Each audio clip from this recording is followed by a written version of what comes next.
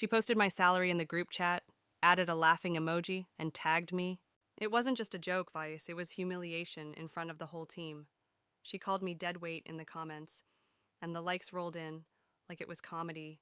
But I didn't fight back, didn't message her, didn't go to HR. I stayed silent. And 6 weeks later, her team was gone because I bought it and shut it down without ever saying her name.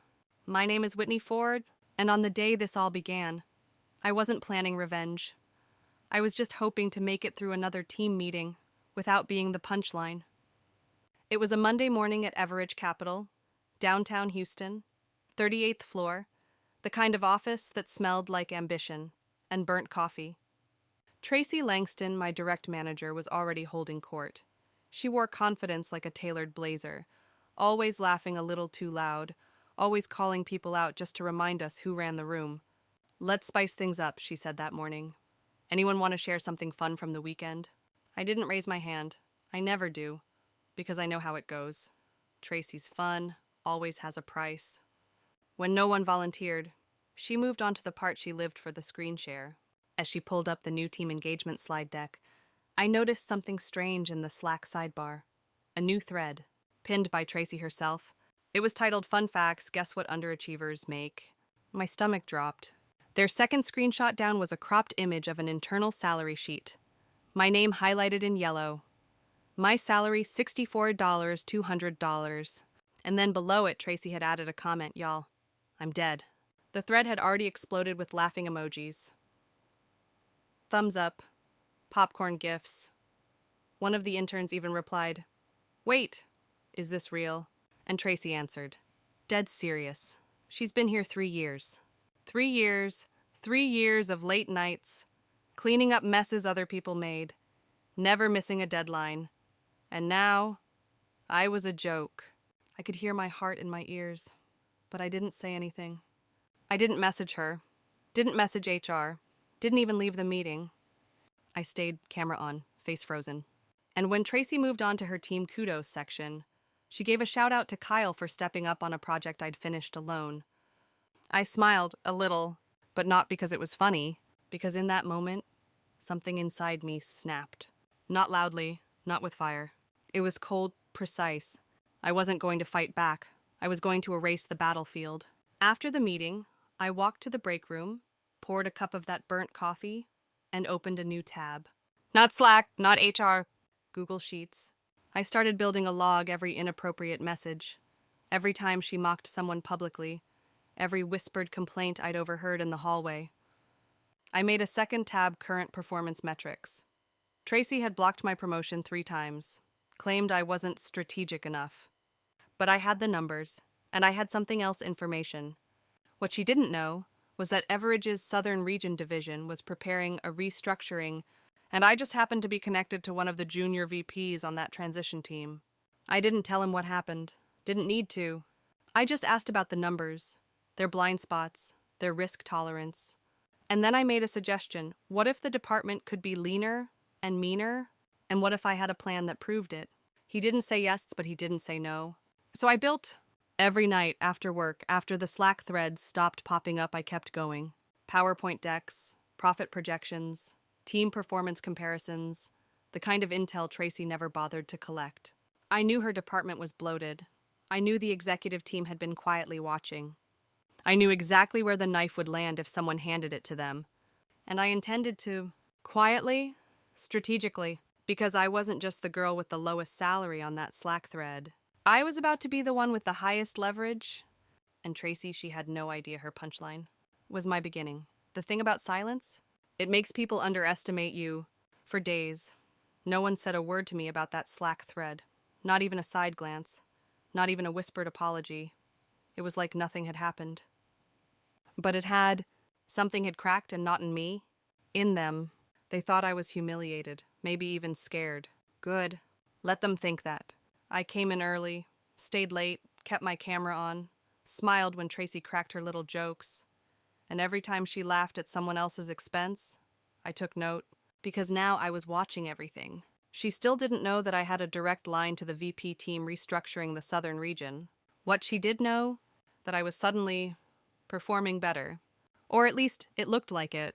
I started offering to take on low-priority reports, the kind nobody wanted, clunky, boring data pulls. Tracy handed them over gladly. Sure, Whitney, knock yourself out. What she didn't realize is that those reports gave me access. Access to patterns, access to inefficiencies, access to metrics she hadn't reviewed in months. I could see which departments were bleeding budget, which teams overlapped responsibilities, which managers duplicated roles. I started threading the needle between what I knew and what they didn't. And Tracy, she was busy managing culture. By week 2, my deck had grown from 10 slides to 60. It wasn't just a pitch anymore. It was a blueprint. I called it Operation Merge. 2 departments, 1 lean leadership model, 30% cost reduction. And guess who was optional in that new model? You already know, but I wasn't finished, because data isn't enough. Not in a place like Everidge. You need power, you need access, you need trust. So I scheduled a meeting with one of the junior partners, Michael Torres. We'd never spoken outside group calls. He was polished. Cool. Harvard MBA. I didn't come in with a sob story. I came in with numbers. Growth potential, redundancies, cultural liability. His eyebrow raised when I said that last one. Cultural liability. I shrugged. When leadership breeds mockery, performance drops. People don't collaborate. They compete, quietly, vindictively. I didn't name Tracy. I didn't have to. Michael leaned back and looked at the deck. He asked one question. What do you want? I held his gaze. I want the chance to fix what's broken. He didn't promise anything. But 2 days later, I got a calendar invite, confidential review of regional structure. And Tracy wasn't on the list. That same week, I noticed something curious. Tracy had gotten quiet. No more Slack threads, no more morning jokes. She wasn't gone, but something had shifted. I watched her pace outside her office on 2 separate calls. Saw her close the blinds for a meeting she normally loved showing off. I didn't ask. I just kept building. My project, yes, mine now had moved to a password-protected drive. Only 3 people had access. And none of them were Tracy. I'd become the person the firm trusted with sensitive reorg data. And she had no idea. By week 3, my inbox was filling with strange messages. Hey, heard you're working on something big. Let me know if you need historicals from the ops team. I've got notes from last year's audit if that helps. Whispers. People sensed something. That something was coming. Meanwhile, Tracy started trying to reconnect. She called me into her office one afternoon, offered me coffee. Said, "You've been really stepping up lately. Whitney, it's great to see." I nodded. Thanks. There was a pause. She smiled tight, unsure. You know, if you ever need a mentor, I'd be happy to. That's when I stood up. Appreciate the offer, but I'm good. I turned before she could reply. Because now, she needed me. She just didn't know how badly. The next day, the company announced a mandatory strategy review. Every department head had to submit a value report. I already had mine. It was 84 slides long, with citations, and Tracy, she panicked. I saw her scrambling to gather data, calling in favors, asking junior staff to run metrics she'd ignored for months. And I watched, silent, controlled. She cornered me in the break room the day before submission. Whitney, can we talk? I sipped my coffee. About what? Look, I know things have been weird. That thread was just a joke. Okay, we mess around. Do we... Her voice wavered. I didn't mean anything by it. You know that. I put down my cup, looked her in the eye. You know what's funny, Tracy? She blinked. What? I didn't report you. A pause. But they still noticed. Then I left. I didn't need to see her face, because I'd already won that round. When I submitted my value report, I included a final slide. Projected savings $2.3 million annually. With a streamlined structure and a leadership void, perfect for promotion or replacement. It was never about revenge. Not really. It was about accuracy, efficiency, and knowing exactly where to apply pressure until the system shifts. And now it was shifting, exactly as I'd planned. The announcement came on a Thursday, an all-hands email from corporate. Subject line, Southern Region Strategic Realignment, Phase 1. It was short, clinical, no names. But it said what it needed to say. Certain roles would be evaluated for redundancy, leaders would be assessed on value alignment, and departments would be merged. People started whispering again. Tracy looked pale in the Friday team meeting. She tried to smile, tried to lead the agenda. But every time she looked at me, she blinked too fast. That weekend, I worked on something new, a transition roadmap. It laid out how we could restructure her entire team without her. I wasn't angry? Not anymore. I was focused. This was no longer about a Slack thread. It was about a culture that rewarded cruelty and silenced performance. Monday morning arrived like thunder. I was called into a meeting with the executive VP. She shook my hand. Said she'd read my roadmap. Said the board was impressed. Then came the question I'd been waiting for. Would you be willing to lead the implementation? I nodded. But inside, I smiled. Not because I was replacing Tracy. Not because she was being demoted or quietly phased out. But because I never once had to raise my voice. And still, the system bent. Because when you move in silence, you move in power. And power echoes. Some people climb the ladder. Others build the floor beneath it. That Monday morning, I walked into the 42nd floor boardroom not as a guest, not as an observer, but as a candidate for implementation lead. I wore a charcoal suit, crisp blouse, and a stillness in my spine, the kind that says I didn't come here to beg. I came here to deliver. The room was quiet when I entered. Michael Torres gave me a short nod. There were 5 people in total: VP of Operations, Director of HR, Legal Counsel, Strategy Head, and Michael.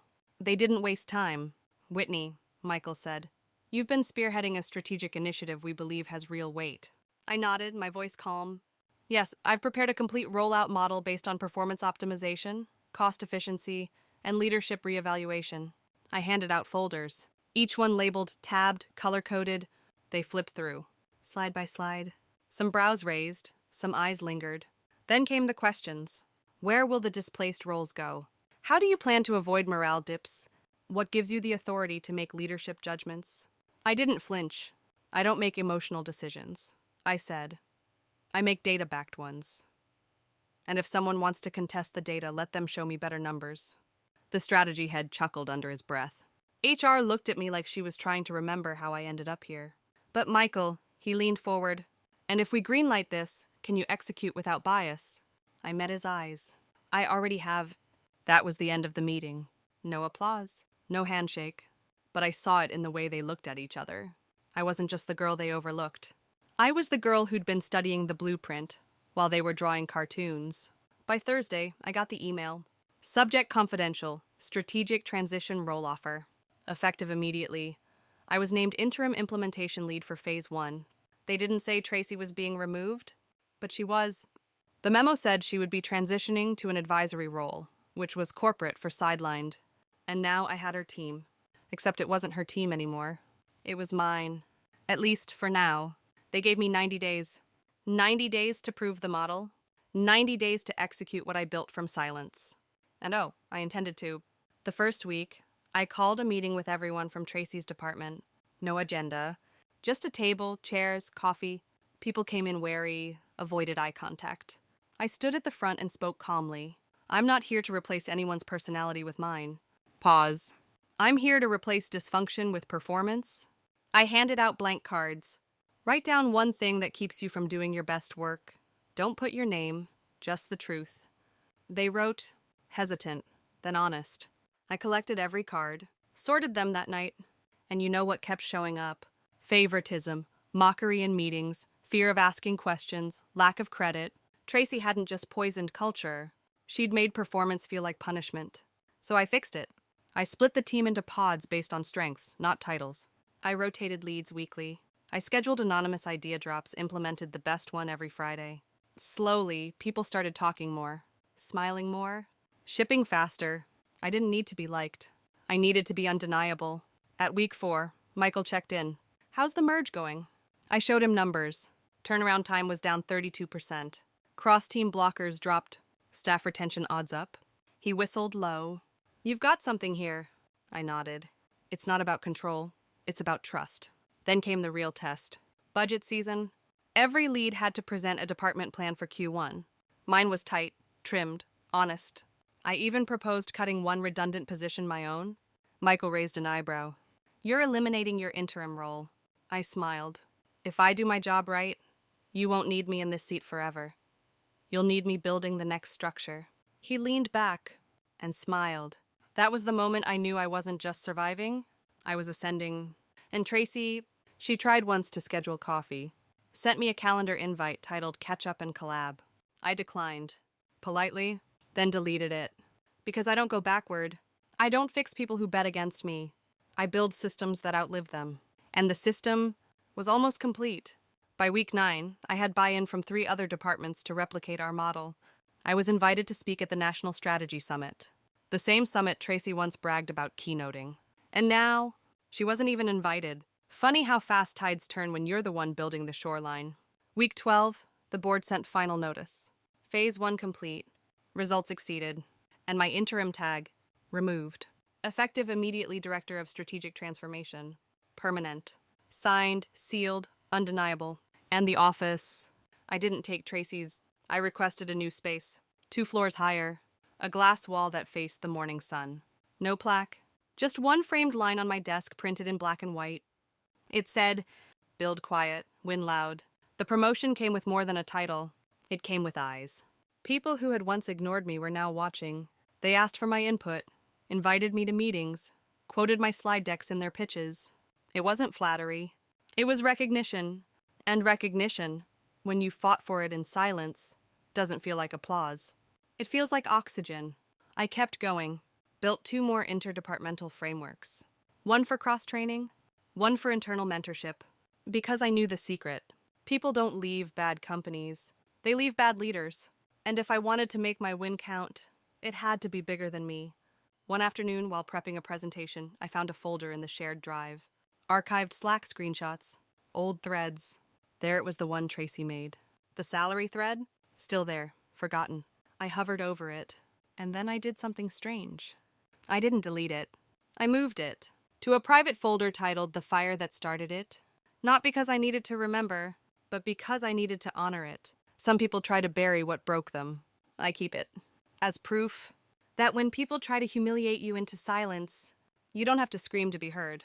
You can build in quiet, in precision, and one day without warning, you become the reason the whole room shifts.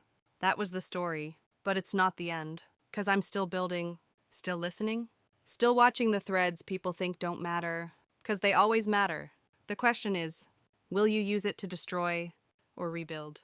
I made my choice, and I hope you do too. Power doesn't always announce itself. Sometimes it walks into a room and listens. That's how I ran things after the promotion. I didn't need to shout, didn't need to flash my title. I let my results speak first, and quietly others followed. 3 months into the new role, something interesting happened. I started getting invites, panels, roundtables, leadership breakfasts. The same spaces I used to walk past without a glance now had name cards with Whitney Ford printed in embossed gold. But I didn't go to be seen. I went to study. Because while everyone else was talking about future trends, I was tracking quiet exits, missed deadlines, whispers in hallways. The truth of a company doesn't live in the boardroom. It lives in the silence between promotions. That's where culture rots, or transforms. So when the HR director approached me about leading an internal audit on leadership culture, I said yes. She looked surprised. Are you sure it could ruffle feathers? I smiled. Then let's make sure we're ruffling the right ones. We built an anonymous reporting system. Weekly check-ins, quarterly trust metrics. And just like that, the whispers had somewhere to go. What we found wasn't shocking. Favoritism, passive-aggressive feedback, a culture of silent retaliation. But now it was on paper. And once it's on paper, it becomes real. The executive board asked me to present the findings. So I did. No names, no blame. Just patterns. One graph showed employee turnover spiking in 3 departments over 5 quarters. Another showed exit interview language repeating across years. Undervalued, no path forward. Talked over. I closed the slide, looked straight at them. If talent is walking out the door silently, that's not their failure. Pause. That's ours. For once, no one argued. I left the meeting with 2 new directives. 1. Create a leadership renewal program. 2. Design an internal equity plan. It was more than I'd expected, but exactly what I'd prepared for. I built the first module that night. Leading without ego. The first case study, a fictional manager named who publicly humiliated a team member over salary, discouraged feedback, and created a culture of laughter at others' expense. No one asked who the story was based on, But I saw their faces. They knew, and that was enough. By the second quarter, something new happened.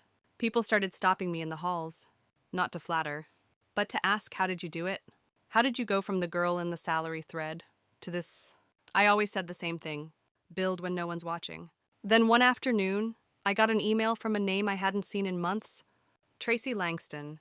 Subject line coffee. I stared at it for a full minute. I didn't open it. Just let it sit. Unread, unanswered. That was the real closure. Not a confrontation. Not a breakdown. But knowing deep in your bones that the thing that once made you crumble now holds no power.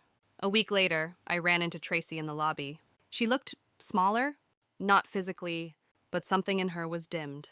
She smiled politely, said hi. I nodded, said, "Hope you're well," and walked past because I wasn't angry anymore. I was too busy, too focused. On the next build, one I'd been dreaming of for years, a women's leadership incubator, funded internally, backed by the board, and designed to find the Whitneys hiding in plain sight, working twice as hard, getting half the credit. I pitched it on a Monday. By Thursday, it was approved. Quarterly cohorts, cross-departmental mentorship, and most importantly, confidential sponsorship. No more just be louder. We were building something stronger than volume. We were building legacy. 3 months later, the first cohort graduated, and the closing ceremony, they surprised me. Framed a copy of my original deck, the one I used to restructure Tracy's department. They titled it, "The Quiet Revolution." I couldn't speak for a moment. Because it hit me hard, not just what I'd built, but what I survived. What I endured in silence had become the foundation others would rise from, and that was louder than any Slack thread ever could be. That night, I sat in my office, alone. Just me, the city lights, and the plaque on my desk. Build quiet, win loud. Except I added something underneath in my own handwriting. Then teach others to build too. Weeks passed. The incubator gained momentum. I watched women I once saw shrink in meetings now stand tall during presentations. They spoke with fire, with precision, with power. Not because they changed, but because someone finally saw them. One of them, her name was Elise, stayed after a workshop to talk. She looked nervous. I just wanted to say, "Thank you." I used to think I had to become someone else to get promoted, but watching you, it made me think I could stay me. I didn't know what to say, because no one ever said that to me, until now. I smiled. "You're not just allowed to stay you. You're the reason the system shifts." She nodded, eyes shining. Moments like that, they're the kind that stay. And as word spread, I got another invitation. Not internal, external. An equity fund in Austin had heard about our incubator. They wanted to model it. Fly me out, all expenses paid, speak to their board. I paused. Not because I was scared, but because I knew this was the moment the story outgrew me. And I welcomed it. Because legacy isn't just about what you build. It's about what others build because you dared to start. I flew to Austin, stood in front of a new table, and told them the story. Not with ego, but with edge. Told them about the thread, the silence, the spreadsheet. And the day I bought the very system that tried to laugh me out, they didn't laugh. They listened. And when I finished, one of them, a woman in her 60s, leaned forward. She said, "You didn't just survive corporate warfare. You rewrote the battlefield." I swallowed hard. Because I realized something: revenge is loud. But reinvention, that's eternal. And I was just getting started. It's strange how a single thread can unravel everything. And yet, stitch something new? A year ago, I was a name in a Slack screenshot. Today, I'm the keynote speaker at the North American Leadership Summit. The theme? Rewriting power? They introduced me with a list of titles. Director of Strategic Transformation, founder of the Legacy Incubator, board advisor. But that's not the story I came to tell. I stepped up to the mic, and I paused because I needed to feel the weight of the room. I needed to remember every silence I ever swallowed. Then I began. A year ago, someone shared my salary in a company chat thread as a joke. They called me deadweight, and the thread went viral inside the building. The room got still. I didn't clap back. I didn't expose her. I didn't write a long email. I built in silence, built in pain, built in shadows. And then I bought the floor she worked on and turned it into the foundation for something better. People leaned forward. This wasn't just a story about pay. This was about dignity and power. Not the kind that shouts, but the kind that listens calculates, waits, and strikes. After the keynote, dozens of strangers came up to me. Some whispered, some cried, some just touched my arm and said, "Thank you," not because I was special, but because I did what they were told not to do. I made the pain public without ever naming names. I weaponized precision, and now I was holding the mic. On a stage they once said I didn't belong on. Back in Houston, something else was happening. Tracy had quietly left the company. No announcement. No goodbye party. Just gone. I found out through an email effective immediately. Tracy Langston will no longer be with Everidge. No one asked questions, because no one needed to. Her absence said everything. I didn't dance. I didn't celebrate. I moved forward, because I'd already won. Not when I got the title. Not when I built the incubator. Not when I stepped on that stage. I won the moment I stopped needing her name to validate my narrative. That's the secret to real revenge. You don't destroy the other person. You make them irrelevant. Months passed, and the incubator expanded. We brought in new mentors, partnered with 2 universities, built a scholarship fund. One of the graduates, a soft-spoken finance analyst named Brielle, walked into my office after getting promoted. She stood there, holding her new ID badge. "I didn't think this kind of career was for people like me," she said. "Quiet girls, ones who get overlooked." I smiled, then handed her a small plaque. It said, "The ones they overlook are the ones who build the floor." She clutched it like it was gold. And maybe it was, because sometimes the smallest things, a gesture, a word, a seat at the table, can recalibrate someone's whole belief in themselves. That's what I was doing now. Not climbing, but lifting. Every week, I sent a handwritten note to one woman I'd mentored. Every quarter, I funded one silent project that deserved volume. Every year, I revisited the folder labeled "The Fire That Started It." And not once did I regret it, because that fire, it didn't burn me. It lit the path. The day I bought that department wasn't revenge. It was reclamation, and this life I've built, it's not success, it's freedom.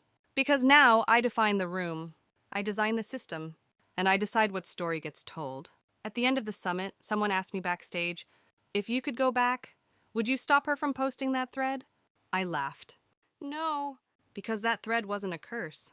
It was an invitation to become the kind of woman who doesn't break when she's targeted. She rebuilds the whole building and then rents out every floor. The next morning, I arrived at my office early. The sun hadn't risen yet, just the city lights blinking like quiet stars. I made coffee, black, no sugar, and sat at my desk, the same desk I once dreamed of sitting at. But now, it didn't feel like a throne. It felt like a workstation. Because titles weren't finish lines. They were tools, and I had work to do. I pulled out a new folder, labeled next. Inside, a proposal, this time bigger than Everidge. A coalition, a network across firms, sectors, and cities, to track equity in real time, to audit silence, to make quiet work impossible to ignore. I called it the thread line, named after the thing that tried to unravel me. This wasn't just strategy. This was legacy infrastructure, a system for people who don't get second chances, a framework to catch brilliance before it fades into resignation. Later that week, I pitched it to the board. Some hesitated. Too ambitious, too fast. But I knew the secret. Change always feels too fast to those who never had to change. So I kept pushing, built the deck, designed the prototype, partnered with 2 consulting firms. And then we launched. Within 6 weeks, the thread line had 3 corporate sponsors. Within 3 months, it had tracked 128 cases of silent bias and intercepted 42 before they escalated. I wasn't doing this for applause. I was doing it for the ones still stuck in systems that mistake volume for value. For the women too tired to start over. For the ones who just need one room, where someone believes in them. Sometimes all it takes is one floor, one thread, one story told out loud, without screaming. I closed my laptop that night with a soft smile. Not because the fight was over, but because I wasn't fighting anymore. I was building, and building is the loudest kind of revenge. A week later, I stood in front of a new team. Fresh faces, young talent, nervous eyes. It was the start of the new cohort. I told them, you don't need to roar to be remembered. Pause. You just need to move with intention. They listened, not with excitement, but with reverence. Because I wasn't selling dreams, I was sharing blueprints. On the way out, one of them, a man, early 20s, lingered. He said, "I never thought of leadership this way." I asked, "How did you think of it?" He looked down, loud, aggressive, "Take no prisoners." I smiled. "Sometimes the strongest leaders take notes first." He nodded, and I knew he'd remember that. Years from now, maybe standing at a table I once built, maybe building his own, and that's the point. The legacy isn't your name on a wall. It's your blueprint in someone else's hands. I once thought revenge was the peak. Now I know better. Revenge ends with silence. But legacy echoes. And I intend to echo for a very, very long time.